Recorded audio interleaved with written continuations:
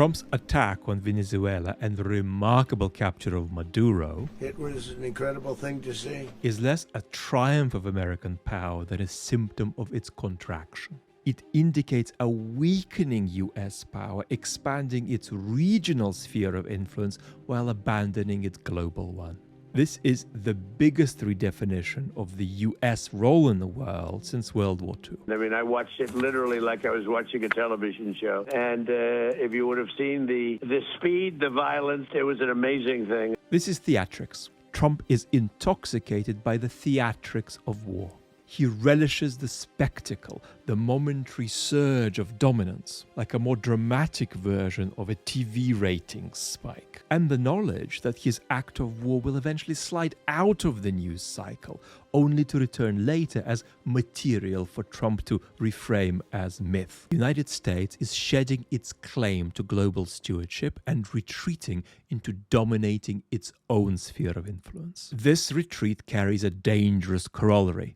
Because, of course, Russia and China must therefore have a sphere of influence of their own. America asserts its control over its backyard from South America to Greenland. China asserts control in East Asia, Russia in Eurasia, India is in between. And then there is Europe. And Europe is in theory America's ally, but in practice it is neither ally nor foe, but a kind of irrelevant, expendable space from Trump's point of view. Now, it's funny and unfunny that as Trump attacks Venezuela and captures Maduro, Europe's response is to escalate its degree of monitoring the situation very closely. I want to ensure that I've got all the facts at my disposal. In a world sliding into a politics of spheres of influence, Europe does not obviously have a sphere of influence of its own. Indeed, Eastern Europe and Western Europe can't even agree on what constitutes Europe proper. Europe's response to the collapse of the post-1989 global order is to pretend that this collapse is happening more slowly than it is. Europe's incapacity to condemn Trump's action normatively weakens the grounds on which Europe condemns Putin's brutal invasion of Ukraine. To change this, European leaders would have to get themselves on a stronger footing in their domestic politics. Technocratic centrist leaders who are besieged by a crisis of legitimacy in their domestic politics are not going to make good strategic leaders on the international stage. Now, where are the Russians in this? Putin, like the Chinese, has backed Maduro for years. Only a few months ago, Putin and Maduro signed a strategic partnership and economic cooperation agreement, and their last official phone call dates back to December 11th.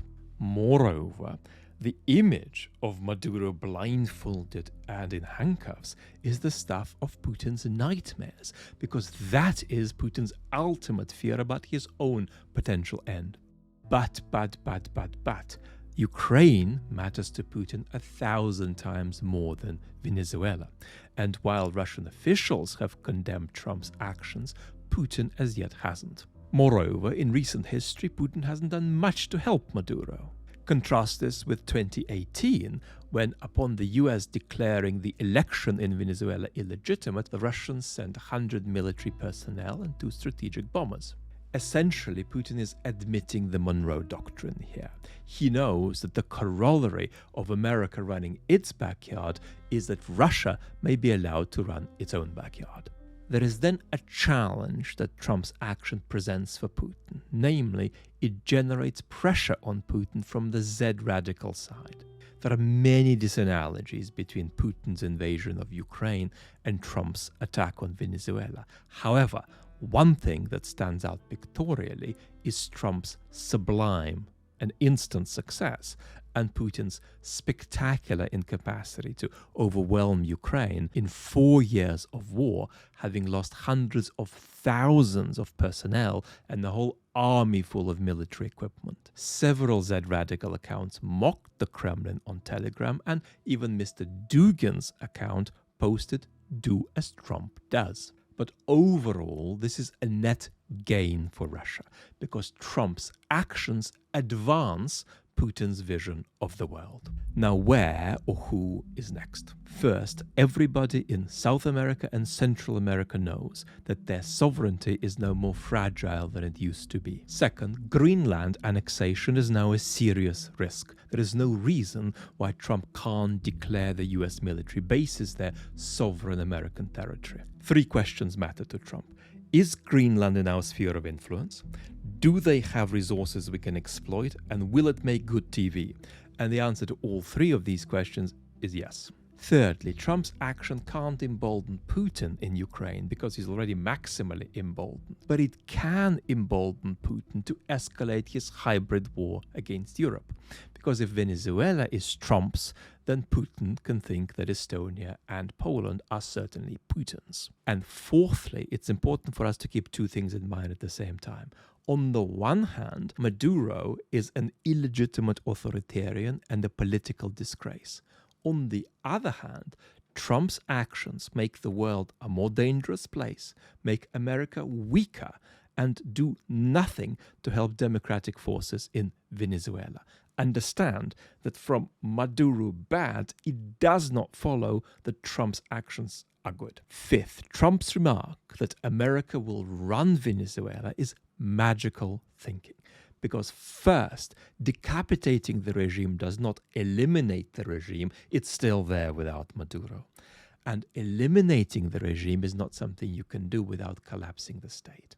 So there is no plan whatever for what happens next. Six, the attack on Venezuela captures a rare convergence inside the Trump administration. Here, Donald Trump's might is right politics aligns with the interests of the neocons inside the administration. Venezuela and Iran function as a kind of ideological reservation for neocons. Marginalized on China and compelled to tolerate grotesque indulgence of the Kremlin, submissive neocons in the Trump administration, led by Marco Rubio, are allowed to have a little party in this limited domain.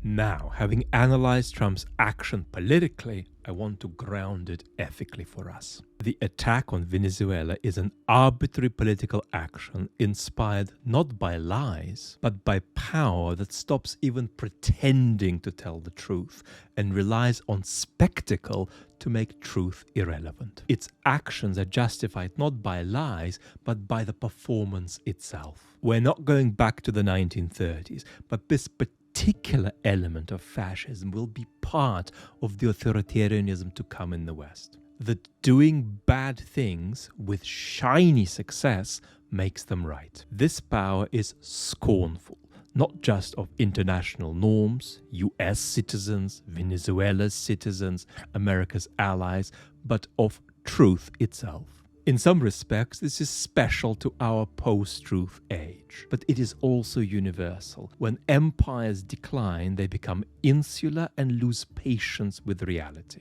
Trump's politics are repellent because they embody decay and post-truth with such unembarrassed brashness. Yet their ugliness should not obscure the ideological logic at work, a logic which Trump himself does not understand. But if you want to understand it, as Trump doesn't, then watch this video next.